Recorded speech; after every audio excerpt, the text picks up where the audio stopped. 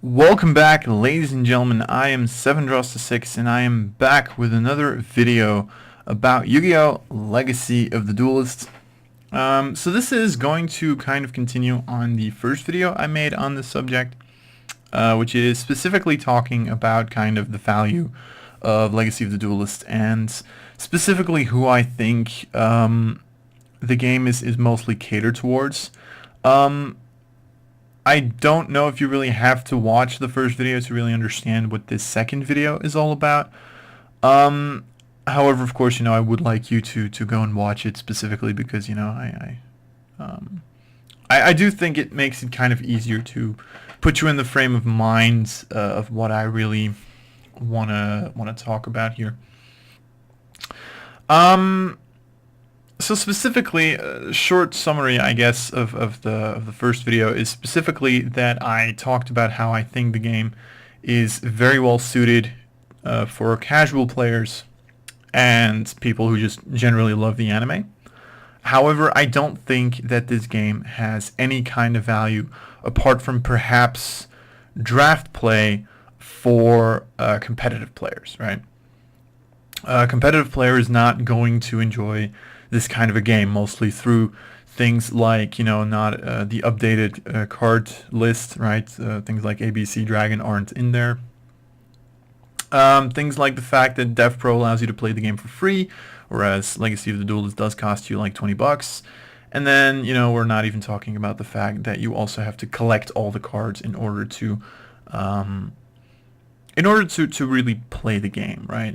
You have to collect the cards, whereas in DevPro, you do get them for free. Now, what I specifically want to talk about here is more this thing of like, okay, how can we solve this problem? I've also mentioned that I do believe that one of the biggest sources of income that people get is usually through competitive play, right? At least I believe so. I will admit that I don't really necessarily have proof for this, but this is something that I do personally believe, right? Like a casual player, if you think about it for a second, is someone who just wants to play the game. This is not someone who is going to spend money on it just to like get the insane decks, right? This is someone who's going to look for a friend. They both buy like a structure deck, and then they start playing the structure decks against each other.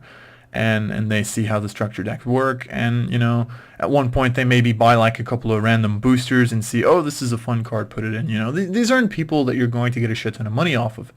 Competitive players are people who, in the Dragon Ruler format, are actually going to put down the 1,000 bucks to buy the entire Dragon Ruler deck.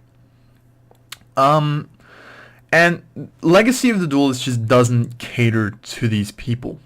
Now, I'm going to give kind of an idea that I kind of just want to throw out there. It's specifically why I made this video. It's specifically why I want to talk about this. And like I kind of want to see what the opinions are on it, right? It's not like I think that this is the one solution. It doesn't have to be. It might not be. Maybe there's like negative sides to it that I don't see. But it's something that I do want to just throw out there. It's an opinion, stuff like that.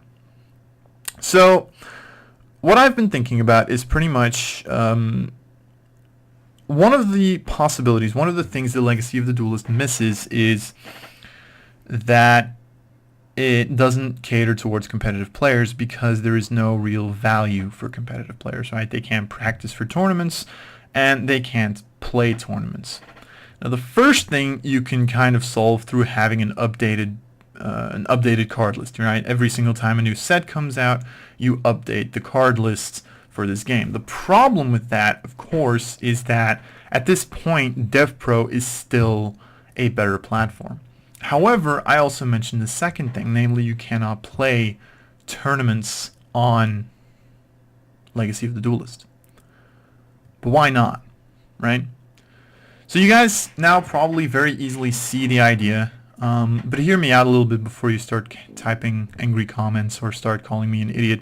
First and foremost, I do want to mention this is not a crazy idea. This is not an idea that is completely untrue and untested or anything, right? The reason I'm specifically mentioning this is because there's a reason that the World Championship 2005 to 2011 games are called the World Championship 2005 to 2011 games.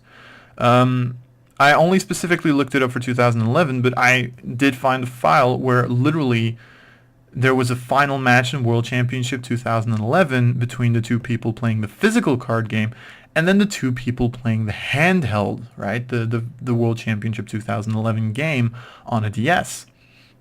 Because there was actually a competitive format. And I even remember, I don't know if this was specifically in 2011, but I do remember that for competitive events, there were specific cards that weren't allowed in the handhelds, right? I remember it kind of having a different ban list. Not because the cards were broken, not because the cards were, like, I think Caius was even on one of those lists at one point. And that card, I mean, it's a good card, don't get me wrong, but it's not broken, right? I don't think Caius even ever hit a ban list or something. But it was because these cards in the game were actually bugged, right? And it gave a completely different dynamic because, of course, if you start banning certain cards from certain strategies because they're banned, this immediately kind of, even maybe a very small one, but it still gives a very small meta shift, right? Now, of course, there are a couple of things that you need to take into account. I'm not just randomly throwing this idea out here, but how feasible is it, right? Is there maybe a reason that Konami dropped the ball on this at one point? Specifically, in 2011, they brought out their last World Championship game, which was over the Nexus. And we never actually got a World Championship 2012 or any of the following years. Which is kind of sad because I actually really like the World Championship games. Apart from 2009, that one was just annoying.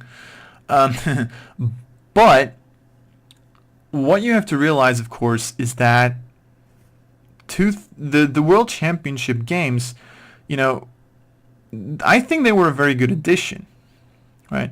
So let me specifically just give you guys like an idea of what I mean. So let's imagine that the Legacy of the Duelists, let's imagine that this becomes its own competitive thing, right? That it actually gets tournaments organized for it, that it actually maybe has some sort of prize support, maybe even has a spot like like in the past of a World Championship format, right?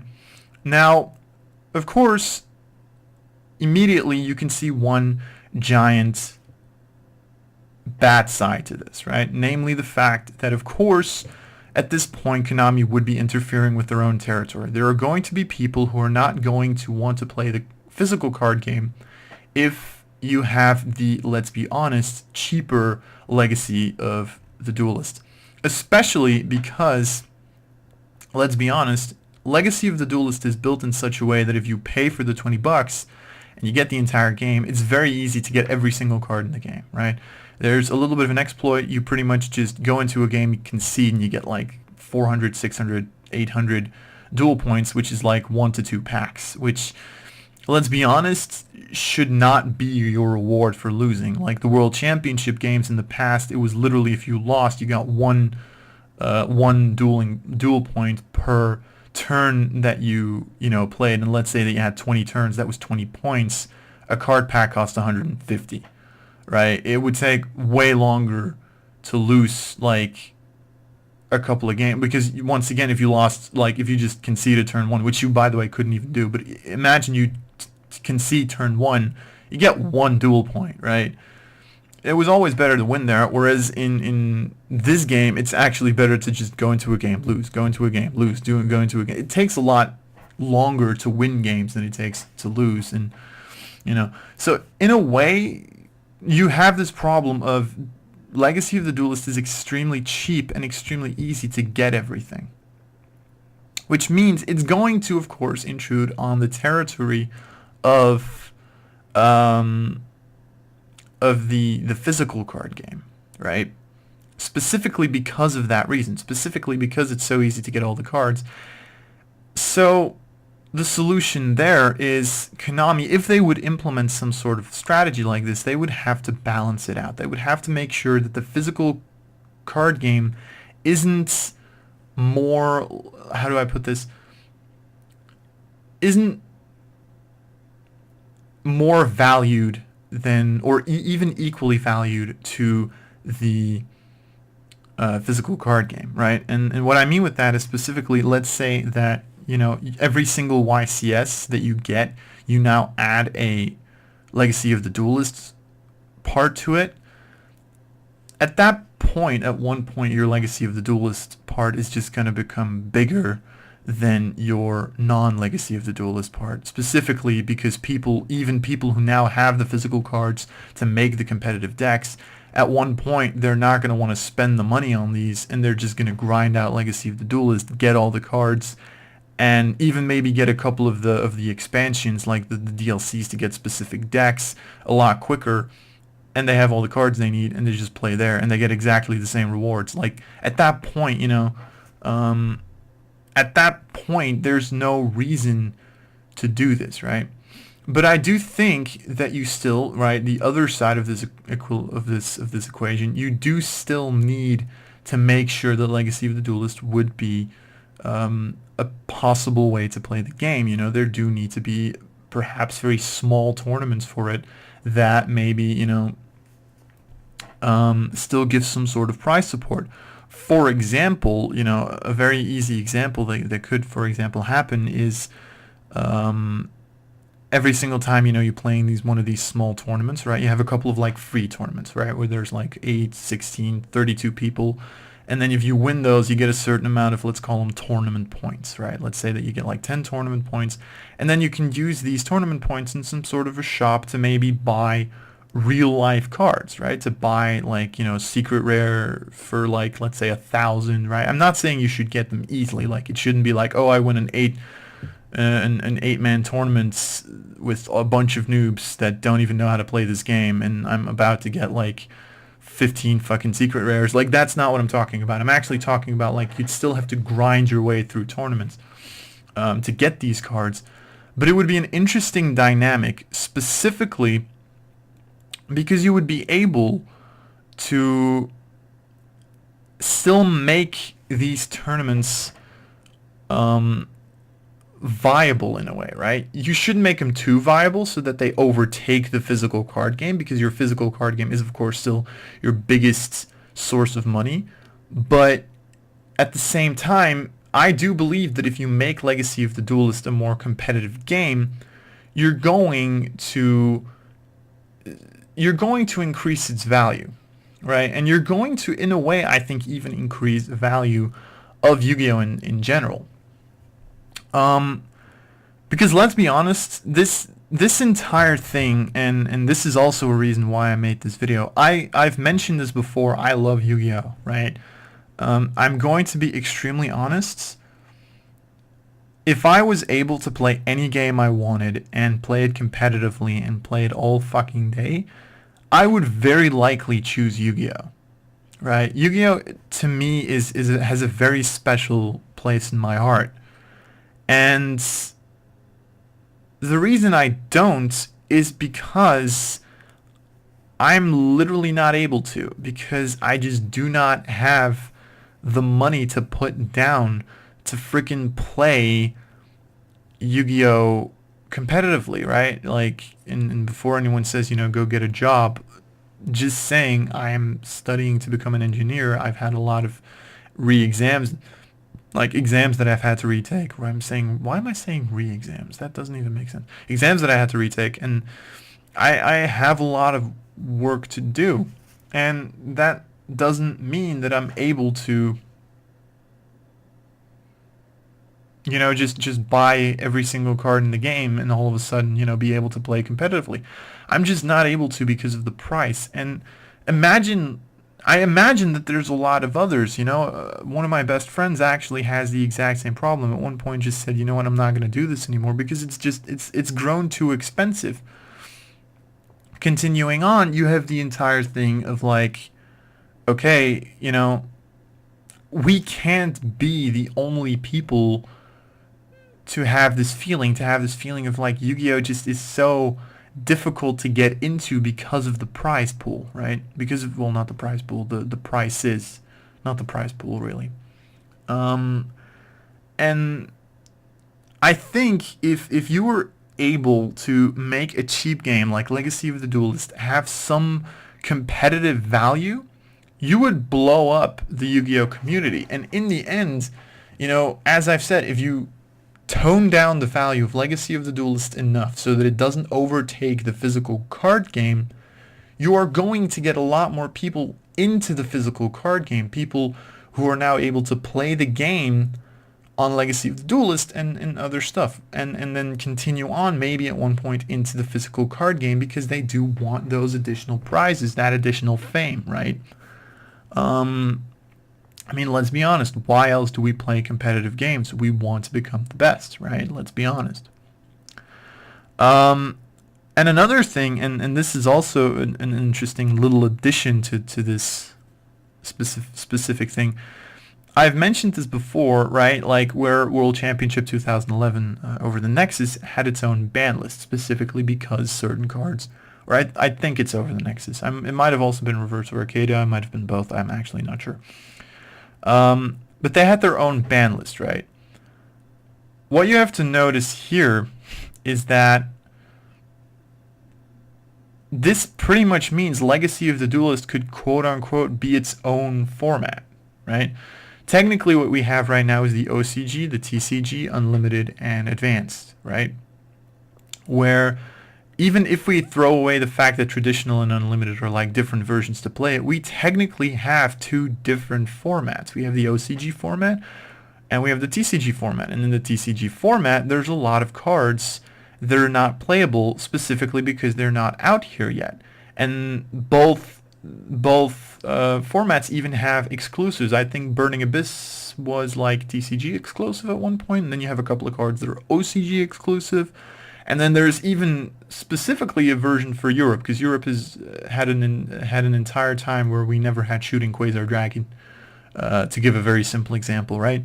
So, in a way, Legacy of the Duelist could have its own format where it just once again misses out on a couple of card packs, and it just once again has a different format. And this allows one, Konami updates whenever the fuck they feel like it. Two, this means that Konami can perhaps even, how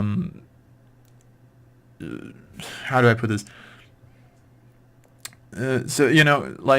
You get, well, first and foremost, you have the thing, of course, as I just said, that you have your own ban list, your own card list. Second of all, maybe certain people who like a certain format in the real game, right, in the physical card game, at one point, the next meta comes around, that meta sucks to them. They say, you know what, I'm gonna take a break from it. I'm gonna go to the Legacy of the Duelist format because that format's better. And then maybe when the bad format from the physical card game transcends over into Legacy of the Duelist, they go back to the physical card game because maybe then the metagame there has shifted again. I don't know. This is all possibility. This is all speculation. And last but not least, and this is also a fun thing, you have OCG exclusive, you have TCG exclusive, you could have Legacy exclusives. You could have cards that you just throw into Legacy of the Duelist and you say, here, have fun. And if, like 3 days into the game, you immediately see, oh shit, this card is completely freaking busted. Well, you ban it or you put it to 1. I mean, let's be honest. Imagine Sixth Sense being a card in the original, being a card in like Legacy of the Duelist, and they just like, okay, let's try this out. Oh no, this card is busted. Or like, even to give like the most stupid example ever, but for all we know, they could put the Seal of Recalcos, I think it's like Dutros and then Triceros or whatever the frig those cards are called, and put those into Legacy of the Duelist and just let us fuck around with them a little bit, right? And instead of that like shitty ass version we got of the Seal of Recalcos that's like worth nothing because it literally loses every single freaking piece of its value because, come on. So, there's a lot of options that you can do with Legacy of the Duelist, but you just have to imagine them. And I will admit, this kind of comes from a personal standpoint, right? This, of course, as I've said, it's very difficult for me to see every single standpoint. I'm trying to see every single standpoint of course, I can't see Konami's standpoint on this. I can't see whether maybe Konami has a reason that they don't add certain concepts, or that they don't do these kinds of things anymore. Maybe they have a good reason for that. I don't know that, right? And that's why I'm making kind of an opinion video, why I'm making a video where I think, okay, this is what I think about this. What do you guys think? Maybe you guys have other ideas. Maybe you guys think, oh, maybe this would be better, or this would be better. Maybe you guys think, oh, this is just a horrible idea. It shouldn't happen. It's never going to happen. Well, it's never going to happen, by the way. That's a comment that's just a waste of my time. But like, I don't think this is ever going to happen because, that could very well work. It's very well possible. But it's never going to happen if no one ever thinks about it. So this is pretty much my opinion on the matter. If anyone agrees, by all means, leave a comment. If you disagree, by all means, leave a comment. Leave a like, share this with anyone you want, have some fun. Go and play Yu-Gi-Oh! Go and play Legacy of the Duelists. And yeah, with that, ladies and gentlemen, I'm going to cut this video short. Because I feel like it. I feel like cutting a video short. So yeah, ladies and gentlemen, this has been 7 Draws to 6. Until next time.